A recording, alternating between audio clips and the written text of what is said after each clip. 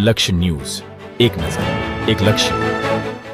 સરહદી વિસ્તારનું વેપારી મથક અને તાલુકા મથક એવા ભાભર શહેરને પશ્ચિમ રેલવે વિભાગ અન્યાય કરતા હોવાની ફરિયાદો ભાભર વેપારીઓ અને મુસાફરોમાં ઉઠી રહી છે.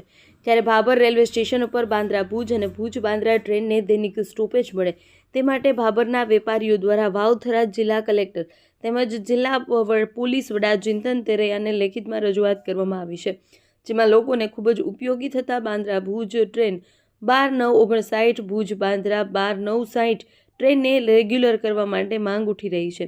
જો રેલવે વિભાગ દ્વારા ટ્રેનને કાયમી કરવામાં આવે તો લોકોને અમદાવાદ, બરોડા, સુરત તેમજ મુંબઈ જવા આવવામાં સરળ રહેશે તેમજ પૈસાની પણ બચત થશે, જેથી કરીને ટ્રેન કાયમી કરવામાં આવે તેવી લોક માંગ ઉઠી છે. જો રેલવે તંત્ર દ્વારા જો વેપારીઓની તેમજ લોકોની માંગણી નહીં સંતોષવામાં આવે તો આગામી તારીખ 19/1/2026ના રોજ રેલ રોકો આંદોલન કરવાની ચીમકી ઉચ્ચારી છે. અહેવાલ ગોપાલ કે પૂજારા, ભાભર વાવ-થરાદ. ભરત ગડેચા, ભાભર તીર્થથી.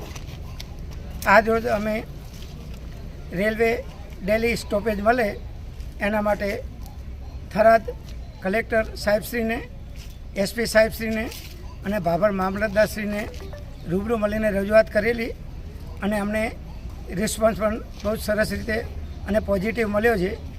અને જલ્દીથી આપણું આ સપનું જે છે કે આપણે રેલવેનું સ્ટોપેજ રોજ માટે અહીંયા ઊભી રહે ભાભરમાં, એ લગભગ આપણું સપનું સાકાર થઈ જશે. એ માટે આપણે રજૂઆત કરી છે અને રિસ્પોન્સ પણ બહુ સરસ મળ્યો છે.